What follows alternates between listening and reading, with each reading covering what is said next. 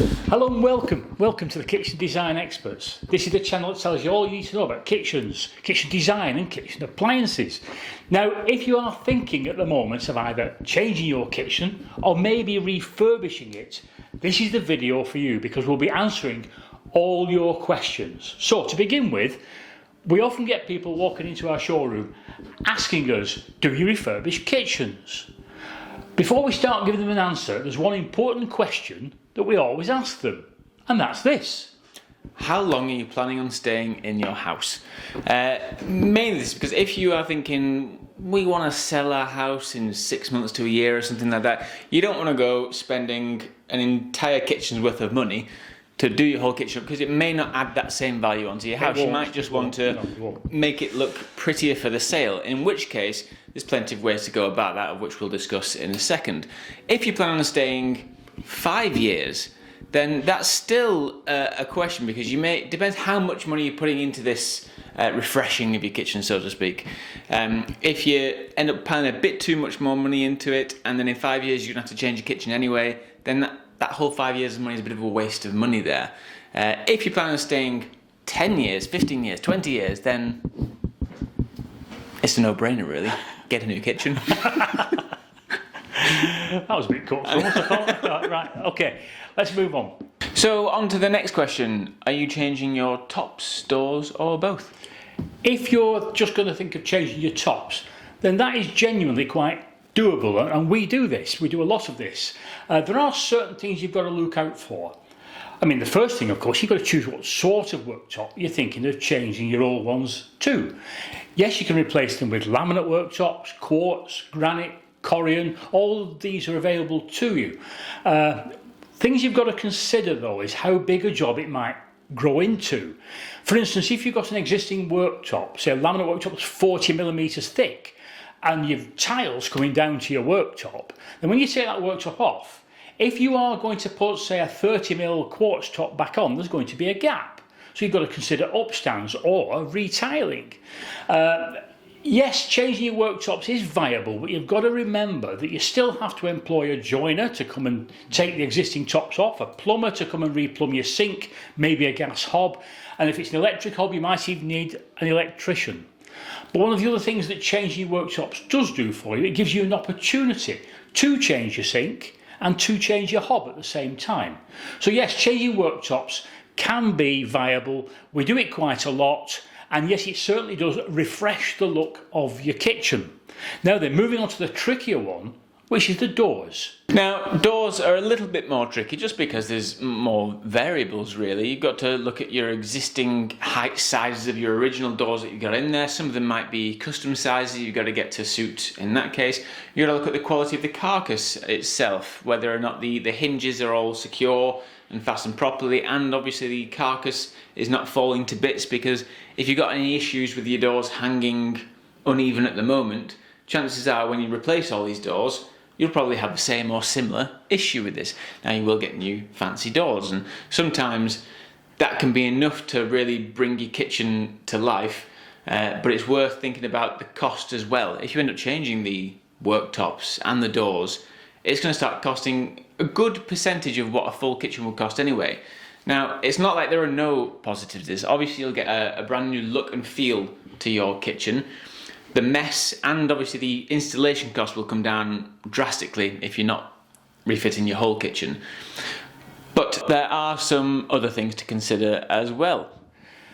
Basically, when you are just thinking of changing your doors, yes, you've got the positives that Josh has mentioned and some of the negatives, but you do have to try and make sure that the company that you're dealing with will guarantee that end product, because if the doors aren't hanging straight, it's a problem, and who's going to take the responsibility for that? So you must find out off the people supplying the kitchen that they're happy with the quality of the carcass, and the carcass is put in level in the first place. The other major negative that I think about changing just the doors and the worktops is you can't really afford to change the design anyway. So if you wanted your oven, which is underneath at the moment, building up at waist height, it means that there are going to be more and more alterations to your kitchen, and eventually the cost benefits will start to disappear. So really, you've got to think very hard about changing doors. Tops, yes, but doors becomes more complicated. Just an example, when I first started in the kitchen business a long time ago, we actually used to manufacture our complete kitchens because with laminating processes we could make doors to size, and we had access to all the ironmongery, the hinges, etc. So we offered refurbishment as a major part of our new business. But as we went along, those problems of not being able to guarantee the final product, where the doors were hanging properly and there's a decent lifetime to them, and we were so reliant on how well the original kitchen had been fit, that after a year or so we decided, yes, we'd offer to refurbish worktops, and we still do, but we came away from taking the doors off and putting new doors on, because as I say, we couldn't guarantee the product, and at the end of the day, if you leave a client not satisfied with what you've done, it can give your company a bad name. So that's why we came away from the door replacement business. However, there are quite a few companies out there, still out there, that offer refurbished doors as part of their main business, and we'll talk about those now. And also, it is worth noting what my father's talking about was 50 years ago. 50 years ago. So let's talk about these other businesses that do offer a full refurbishment service. There are a lot of big companies all over the country that do specialise in changing doors only, and these businesses are generally franchise type businesses.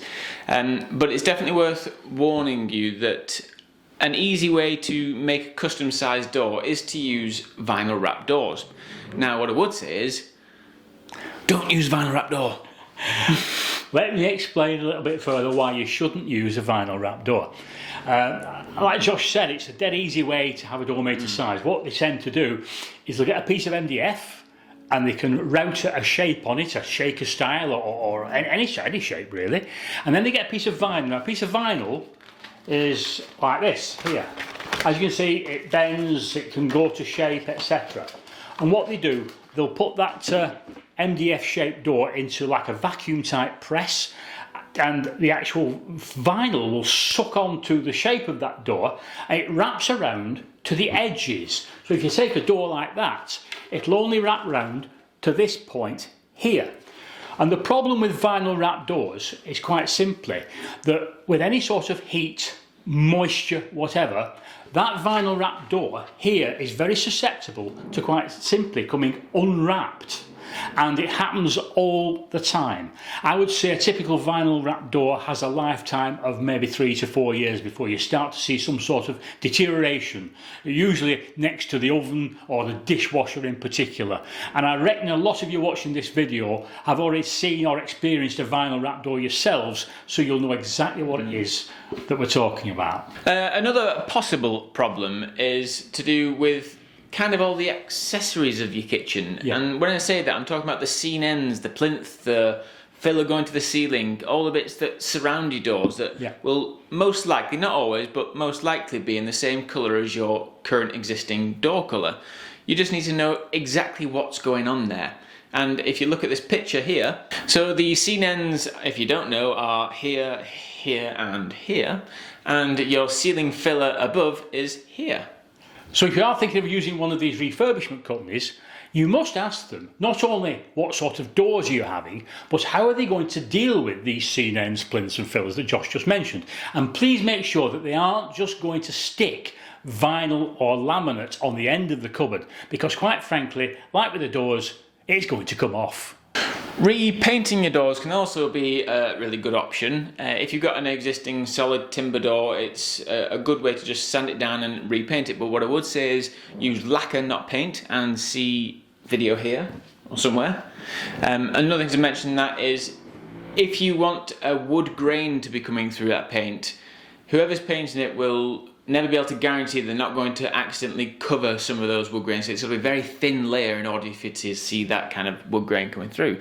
If you just have it being a solid colour, that's a bit easier. You can just put layers and layers on there and that's perfectly fine. What about if it's a flat laminate door? Laminate's a little more difficult because laminate in the way it's made is kind of made to be non-porous so that it can be the most efficient material in the kitchen as possible. But that does mean that painting it is quite hard to stick a paint to it. It has to be something very specific and someone who knows exactly what they're doing when it comes to painting laminates. A good decorator. A very good decorator. Good decorator. Another little tip is if you are refurbishing your kitchen, because you've got all the trades there, discuss with the company that's refurbished your kitchen the possibility of introducing some pull-out wire work, carousel units, vegetable racks, larder type pull-outs, because these can really improve accessibility.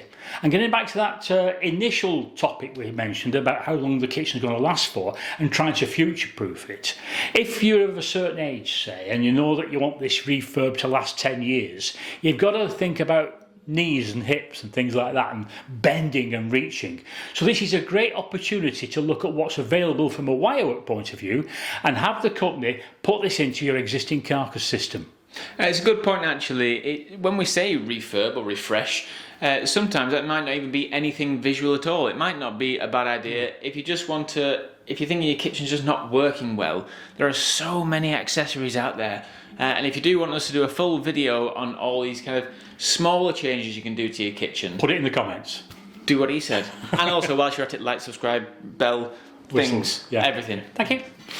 Another thing to consider is that if you are going through this change, you're going to have a tradesman on site, whether it's just a joiner or you might have a couple of other ones in there as well. It's a good time to do anything, whether you've got anything that just needs fixing in your kitchen, your joiner can do it. Well, I say it's the cheapest time to use your trades to do these extra little jobs. Extra lights on the wall units. Extra lights on the wall units. There you go. And also appliances as well, that's a big one whilst you're there, because sometimes getting someone in to just do one appliance at a time is a bit of a strain on you. So again, they're all there. You can start to go through them all, changing your dishwasher, changing your built-under fridge. But there are some things to discuss with that.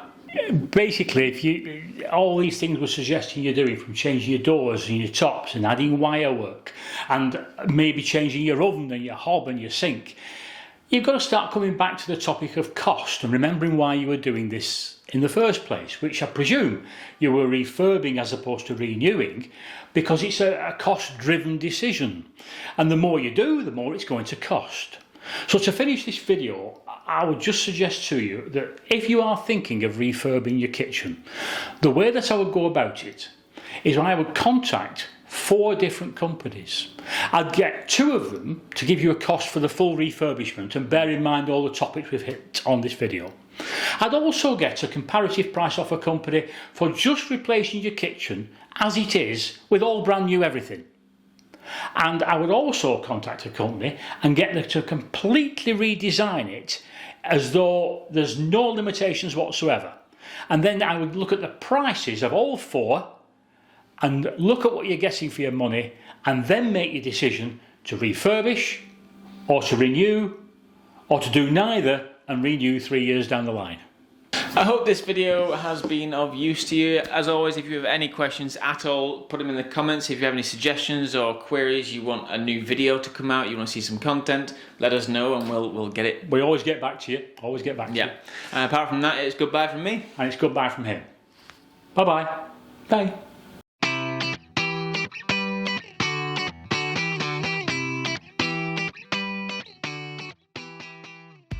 Cut.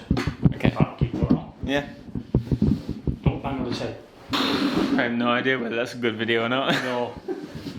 Well, No, stop that. that's a bit stupid. Yeah. Simple. It's alright. What have you done? The table. You were about to bang on the table then. I saw you. You were lined up to do it. What do you mean? You were, yeah. In order to make... 1 second. Ready? Yeah. I didn't think I was on camera for a minute then. So if you are... going to use... You'll be able to see. Well, you've not said it. These are the seam ends and these are the fillers. These are your scene ends here, here, and here. And if you...